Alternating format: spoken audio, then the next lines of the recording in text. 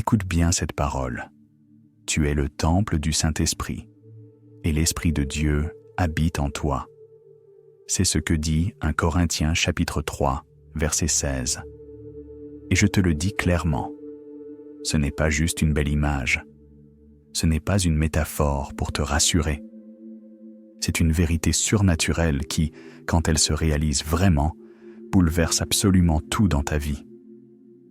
Quand le Saint-Esprit entre en toi, il ne vient pas juste faire un tour. Il vient habiter un cœur qu'il transforme complètement, un esprit qu'il purifie, une vie qu'il remplit de sa présence. Tu ne peux pas recevoir l'Esprit de Dieu et rester exactement le même. Impossible. Il se passe quelque chose de profond, quelque chose d'authentique que tu ne peux pas simuler, quelque chose de tellement puissant que tu ne peux pas l'ignorer. Et pourtant, regarde autour de toi aujourd'hui. Tellement de gens confondent l'émotion passagère avec la vraie onction, l'enthousiasme religieux avec la présence véritable de Dieu. Alors voilà la vraie question. Comment savoir si c'est vraiment lui?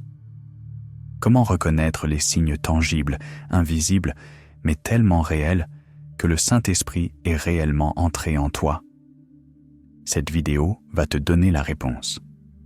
Parce qu'il y a des choses que tu expérimentes, des réalités intérieures qui ne viennent ni de ta chair, ni de ton intelligence, mais directement de l'Esprit vivant de Dieu. Reste jusqu'à la fin, parce qu'une prière puissante t'attend. Et si tu veux découvrir plus de vérités comme celle-ci, abonne-toi maintenant à la chaîne Foi Chrétienne.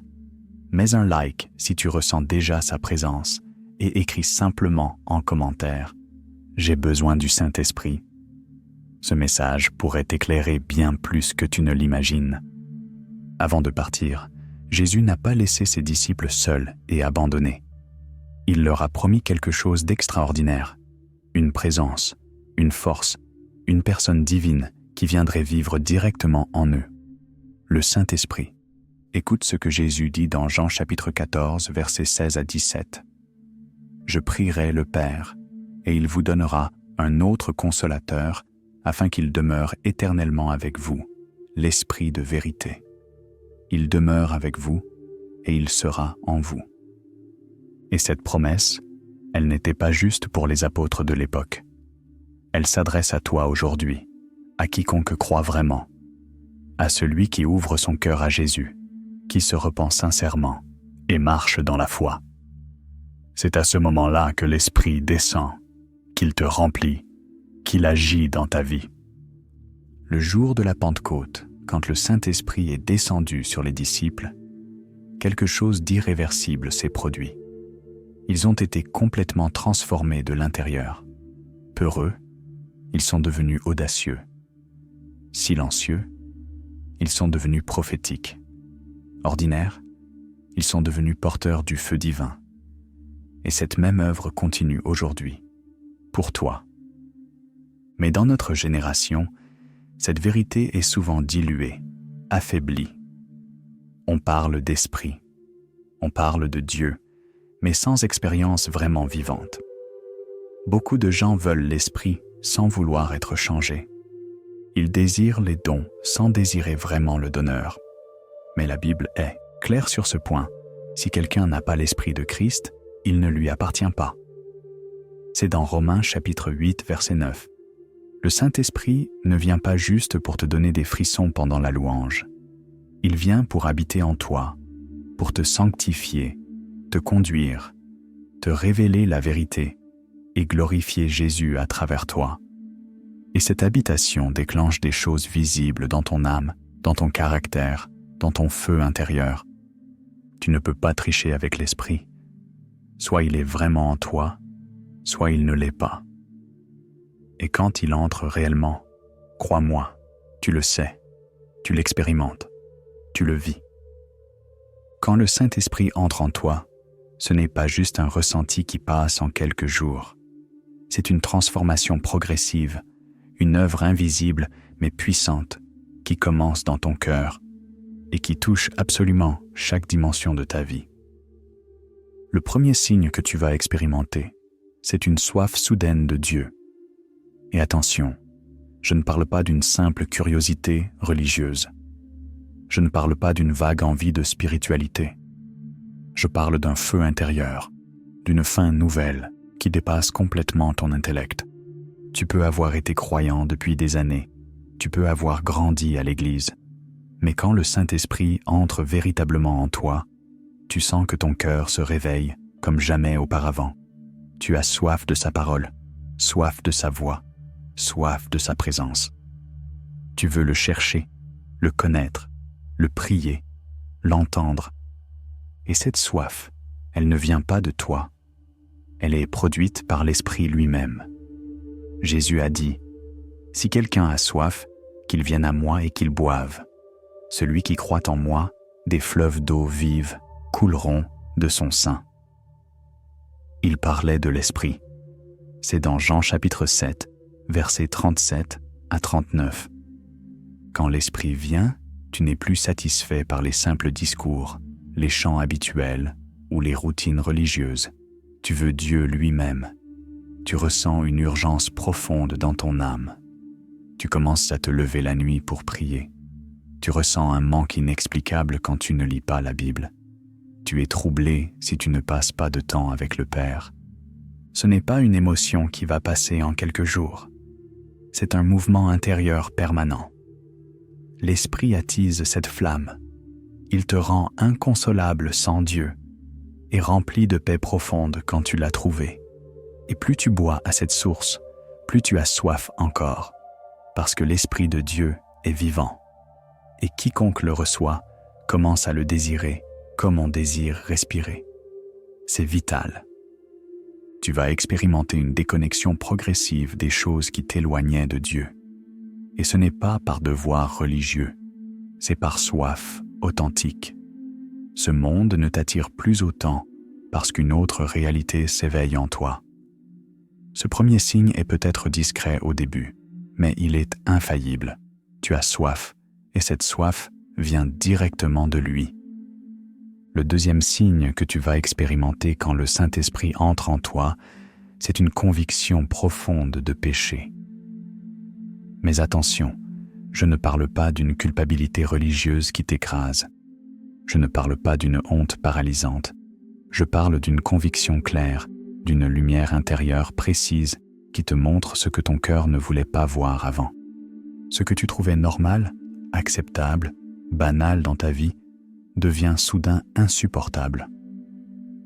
Non pas parce qu'un homme t'a accusé ou jugé, mais parce que l'Esprit a parlé directement à ton cœur. Jésus a dit dans Jean chapitre 16, verset 8, « Et quand il sera venu, il convaincra le monde en ce qui concerne le péché, la justice et le jugement. » Le Saint-Esprit ne te condamne pas. Écoute-moi bien. Il t'éclaire. Il pose son doigt sur ce que tu n'as jamais voulu lâcher. Il ouvre des tiroirs dans ton cœur que tu gardais fermés depuis des années. Il révèle l'orgueil caché derrière tes bonnes intentions, les attachements toxiques que tu justifiais par amour, les compromis que tu trouvais acceptables. Et tu ne peux plus fuir. Tu ressens cette tension intérieure intense. D'un côté, ta chair veut continuer comme avant. De l'autre, ton esprit crie vers Dieu. Tu pleures sans même comprendre pourquoi. Tu ressens une sainte tristesse. Tu demandes pardon sincèrement. Tu veux être purifié, changé, renouvelé de l'intérieur. C'est le signe clair que l'Esprit est là. Il ne te laisse plus tranquille avec ton péché. Il vient sanctifier son temple, c'est-à-dire toi. Tu ne supportes plus de vivre dans le mensonge. Tu es dérangé par le péché que tu tolérais autrefois sans problème. Il ne s'agit pas d'un perfectionnisme religieux qui t'épuise, mais d'un amour brûlant pour la vérité. Et même si ça fait mal sur le moment, tu es reconnaissant au fond. Parce que tu sais que Dieu ne discipline que ceux qui l'aiment vraiment. Cette conviction est le début de ta vraie libération. Elle te pousse à confesser tes fautes, à renoncer à ce qui te détruit, à te repositionner devant Dieu. Et tu découvres que derrière chaque péché abandonné, il y a une grâce nouvelle qui t'attend. Le Saint-Esprit te transforme non par la force brute, mais par la vérité. Et cette vérité commence à habiter profondément en toi. Le troisième signe que tu vas expérimenter quand le Saint-Esprit entre en toi, c'est une paix surnaturelle qui dépasse toute logique humaine. Je ne parle pas d'un simple calme mental ou d'un repos émotionnel temporaire. Je parle d'une paix qui descend au plus profond de ton être. Même quand tout autour de toi s'effondre, cette paix reste là. Elle n'est pas fabriquée par tes efforts, elle est donnée par Dieu. Elle ne vient pas de l'absence de problèmes dans ta vie, elle vient de la présence d'une personne, le Saint-Esprit. L'apôtre Paul déclare, dans Philippiens chapitre 4, verset 7, « Et la paix de Dieu qui surpasse toute intelligence gardera vos cœurs et vos pensées en Jésus-Christ. » Quand l'Esprit entre en toi, il ne retire pas les tempêtes de ta vie, mais il calme ce qui se passe à l'intérieur de toi. Tu peux vivre des tensions extérieures, des attaques, des confusions, mais il y a un centre immobile en toi, un sanctuaire intérieur où règne une paix inexplicable. Et cette paix est un témoignage silencieux mais puissant que Dieu est vraiment là. Tu commences à réagir différemment aux situations. Ce qui t'irritait profondément ne t'atteint plus autant. Tu prends du recul, là où avant tu aurais explosé de colère. Tu ressens une sécurité intérieure, comme si un mur invisible te protégeait. Tu ne paniques plus comme avant face aux problèmes. Tu ne cèdes plus aussi facilement à la peur et à l'anxiété. Ce n'est pas de l'insensibilité, attention, c'est de la stabilité spirituelle. L'Esprit de Dieu te communique la paix du ciel. Il t'enseigne à respirer au rythme du Père. Et cette paix devient même une arme spirituelle, parce qu'elle déstabilise l'ennemi. Elle protège ton discernement. Elle t'aide à entendre Dieu dans le silence. Même quand tu n'as pas encore toutes les réponses, tu sais au fond de toi que Dieu contrôle tout. Tu peux marcher dans la vallée de l'ombre de la mort sans trembler, parce qu'il est avec toi. Cette paix n'est pas le fruit de tes efforts personnels. Elle est le sceau d'une présence vivante. Le Saint-Esprit est entré en toi, et tu l'expérimentes chaque jour. Le quatrième signe que tu vas expérimenter quand le Saint-Esprit entre en toi, c'est une transformation progressive de ton caractère. Ce n'est pas un changement forcé imposé de l'extérieur. Ce n'est pas une discipline religieuse stricte. C'est un fruit intérieur qui commence à mûrir lentement mais sûrement. Là où tu étais impulsif et colérique, tu deviens patient. Là où tu étais dur et insensible, tu deviens doux et compatissant. Là où tu mentais facilement, tu dis maintenant la vérité. Cette transformation ne vient pas de tes propres forces, mais de l'Esprit qui agit en profondeur dans ton cœur. Galates, chapitre 5, versets 22 à 23 nous rappelle « Mais le fruit de l'Esprit, c'est l'amour, la joie, la paix, la patience, la bonté, la bienveillance, la foi, la douceur, la maîtrise de soi. Tu ne fais pas semblant d'être changé pour impressionner les gens. Tu es réellement transformé de l'intérieur. Ton entourage commence même à le remarquer. Tes réactions changent face aux mêmes situations. Ton langage se purifie progressivement. Tes pensées se redressent. L'Esprit ne vient pas simplement t'émouvoir pendant les moments de louange. Il vient te sculpter comme un artiste. Il coupe ce qui est de trop dans ta vie. Il redresse ce qui était tordu dans ton cœur. Il façonne ton âme à l'image de Christ. Et tu sens parfois que quelque chose en toi résiste à ce changement. C'est normal. Mais plus tu t'abandonnes à son œuvre, plus il travaille efficacement. Tu ne veux plus fonctionner comme avant. Tu ne veux plus blesser les gens, manipuler, tricher, fuir tes responsabilités. Tu veux ressembler à Jésus. Et même si tu retombes parfois, l'Esprit te relève avec tendresse. Il ne te condamne pas durement. Il t'enseigne. Il t'apprend à aimer vraiment, à pardonner sincèrement, à espérer malgré tout. Ce changement de caractère est la preuve vivante qu'il habite en toi. Ce n'est pas une simple réforme de surface pour plaire aux autres. C'est une œuvre profonde de sanctification. Et cette œuvre ne s'arrête jamais tant que tu vis. Elle te rend plus libre, plus vrai, plus humble. Tu n'as plus besoin de porter des masques pour cacher qui tu es vraiment. Tu n'as plus besoin de jouer un rôle religieux. Tu veux juste devenir qui tu es vraiment en Christ. Et tu sais que c'est lui, le Saint-Esprit, qui est en train de faire ce travail en toi, pas à pas, jour après jour, parce qu'il est entré dans ta vie et qu'il est vivant. Le 5e signe que tu vas expérimenter quand le Saint-Esprit entre en toi, c'est une sensibilité nouvelle à la voix de Dieu. Ce n'est pas une voix qui hurle dans tes oreilles.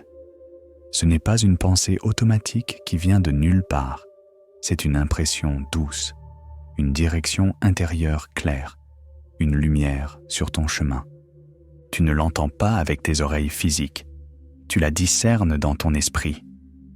C'est comme une pensée qui ne vient pas de toi, mais qui a une autorité divine que tu reconnais immédiatement. Jésus l'a dit clairement, « Mes brebis entendent ma voix, je les connais, et elles me suivent. » C'est dans Jean chapitre 10, verset 27.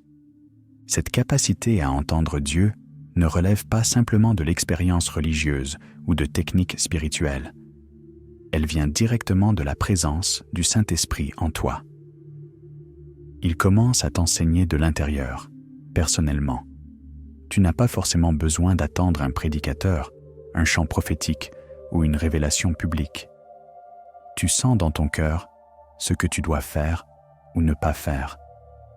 Tu ressens des avertissements doux avant de prendre de mauvaises décisions. Tu reçois des confirmations profondes quand tu es sur le bon chemin. Tu entends des appels que personne ne t'a soufflé de l'extérieur. L'Esprit de Dieu devient ton conseiller intime et personnel. Il te parle dans le silence de ta chambre, à travers la lecture de sa parole, dans les détails du quotidien. Et tu commences à discerner clairement ce qui vient de lui et ce qui ne vient pas de lui. Tu fais plus attention à ta paix intérieure. Tu t'arrêtes net quand tu sens une alerte dans ton cœur. Tu obéis à des impulsions spirituelles qui produisent la vie et la bénédiction. Et voilà le secret.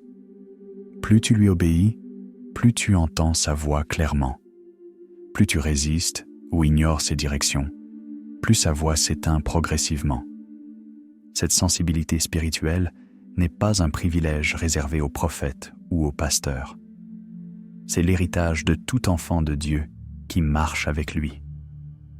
Quand le Saint-Esprit entre vraiment en toi, tu expérimentes cette intimité divine. Tu deviens conduit par l'Esprit et non plus seulement instruit par des enseignements extérieurs. Tu marches par l'Esprit et crois-moi, tu ne voudras plus jamais revenir en arrière. Et si tu ressens déjà cela dans ta vie, alors écris simplement en commentaire « Je veux apprendre à écouter sa voix ». Cette simple phrase pourrait toucher quelqu'un d'autre qui regarde cette vidéo et l'éveiller à la même soif spirituelle. Le 6e signe que tu vas expérimenter quand le Saint-Esprit entre en toi, c'est une puissance nouvelle pour témoigner de Jésus.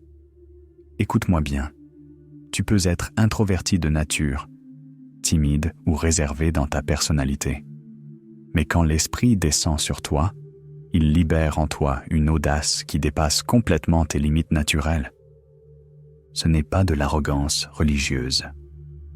Ce n'est pas de l'exhibition pour te mettre en avant. C'est une flamme intérieure qui te pousse à ouvrir la bouche au bon moment, à tendre la main quand c'est nécessaire, à apporter la lumière de Christ là où règne l'ombre spirituelle.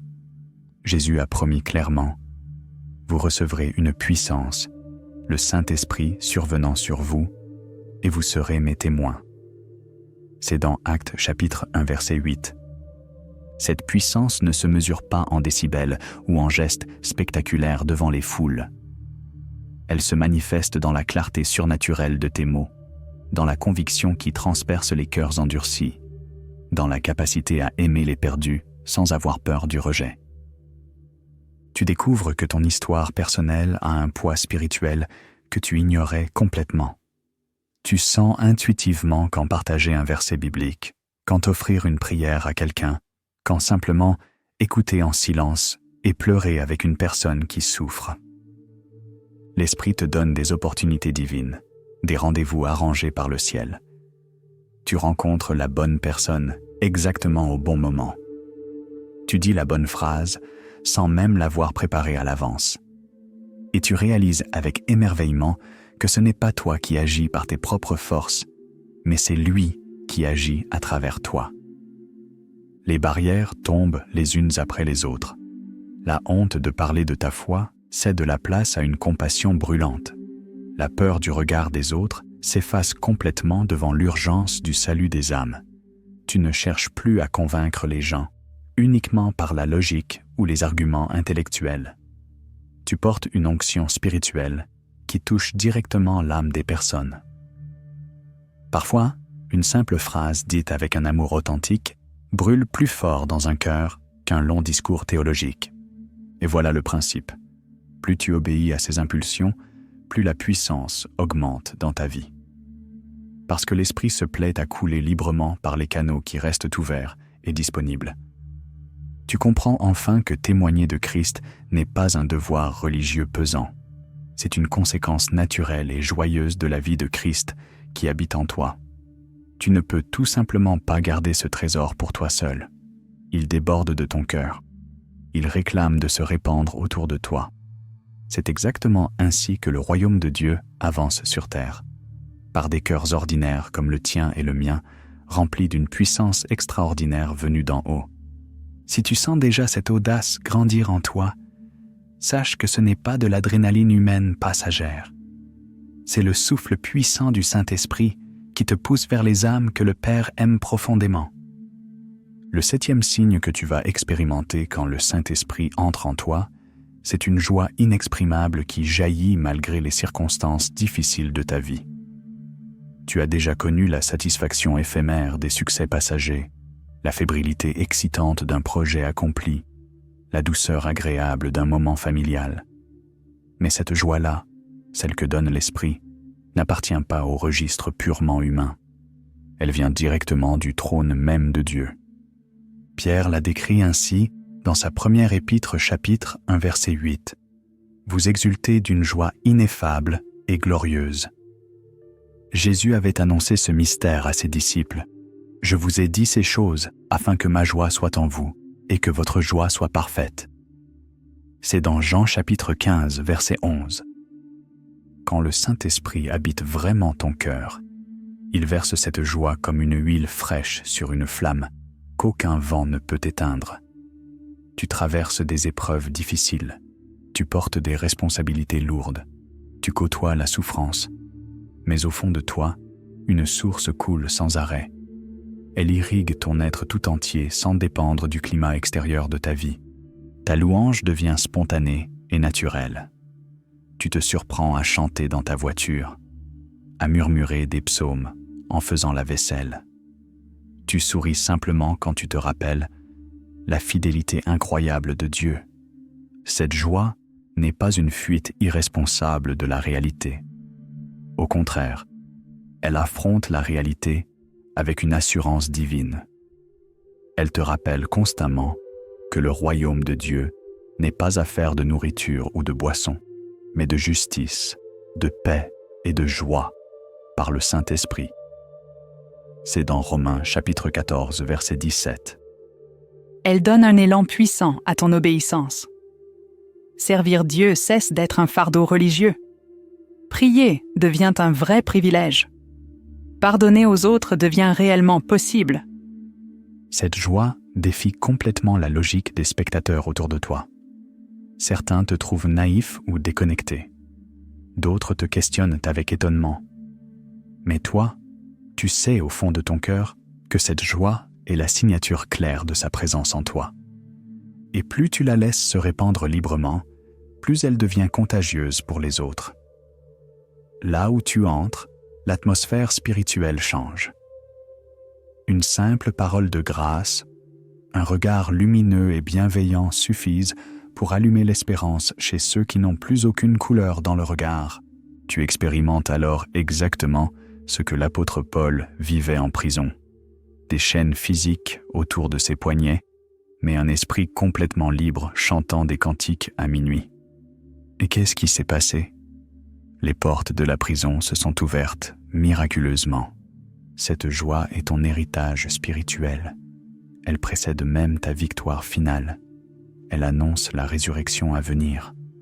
Elle témoigne silencieusement mais puissamment que le Saint-Esprit est véritablement en toi, vivant et agissant. Mais il y a plus encore. Il y a dans les replis mystérieux de l'Écriture des vérités profondes que seul l'Esprit dévoile personnellement. Elles ne s'apprennent pas dans les livres théologiques, elles se révèlent directement. Lorsque tu avances plus loin dans sa présence, il t'invite à franchir un seuil intérieur, à voir spirituellement ce que d'autres lisent sans vraiment comprendre. Approche donc avec un cœur humble et ouvert. La lumière va s'intensifier maintenant. La première vérité cachée que tu vas découvrir, c'est que le Saint-Esprit confirme personnellement ton adoption céleste. Écoute-moi bien. Tu peux parfaitement connaître toute la théologie de l'adoption et pourtant rester orphelin dans tes émotions profondes. Mais quand l'Esprit de Dieu respire vraiment en toi, il murmure tendrement à ton cœur « Tu es enfant du Père ». Paul l'affirme clairement dans l'Épître aux Romains, chapitre 8, verset 16. L'Esprit lui-même rend témoignage à notre esprit que nous sommes enfants de Dieu. Cette vérité ne se reçoit pas par un simple raisonnement intellectuel. Elle se grave dans les profondeurs même de ton âme. Brusquement, tu sens que le ciel n'est plus loin et inaccessible, qu'il t'entoure comme un manteau protecteur. L'angoisse terrible d'être rejeté par Dieu s'éteint complètement. Tu n'as plus besoin de prouver constamment ta valeur spirituelle, parce que la voix intérieure du Saint-Esprit t'appelle bien-aimé. Un repos inattendu entre dans tes pensées tourmentées. Tu pries sans te forcer péniblement. Tu lèves les yeux vers Dieu sans crainte paralysante. Tu laisses tomber tous les masques de la performance spirituelle. L'Esprit te rappelle la parabole puissante du Fils prodigue. Le Père court vers son Fils, l'embrasse, restaure complètement l'identité perdue. Tu découvres que le sceau de l'anneau n'est pas une simple médaille honorifique pour faire bonne impression. C'est l'assurance concrète d'un héritage éternel. Ta perspective, surtout, change radicalement. Les épreuves cessent d'être des signes d'abandon divin. Elles deviennent des occasions privilégiées de formation spirituelle. La discipline divine n'a plus le goût amer du châtiment cruel. Elle a maintenant la douceur d'un amour vigilant qui façonne avec patience. Même les silences de Dieu résonnent différemment dans ton cœur. Ils ne sont plus des murs froids qui te séparent de lui. Ils deviennent des berceaux de confiance profonde. Tu réalises enfin que ta prière préférée n'est plus « Seigneur, aide-moi à m'en sortir », mais « Père, me voici disponible ». Cette vérité cachée te délivre complètement de l'esprit de servitude religieuse. Tu ne cherches plus éperdument à gagner l'approbation divine. Tu célèbres avec reconnaissance la grâce déjà reçue gratuitement.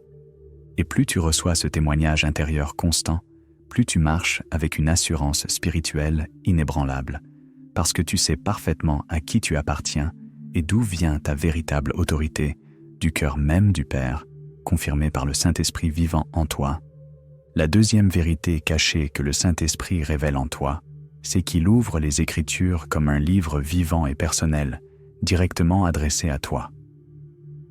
Tu avais peut-être lu la Bible par simple devoir religieux ou par curiosité intellectuelle, mais soudain, les mots brûlent dans ton cœur.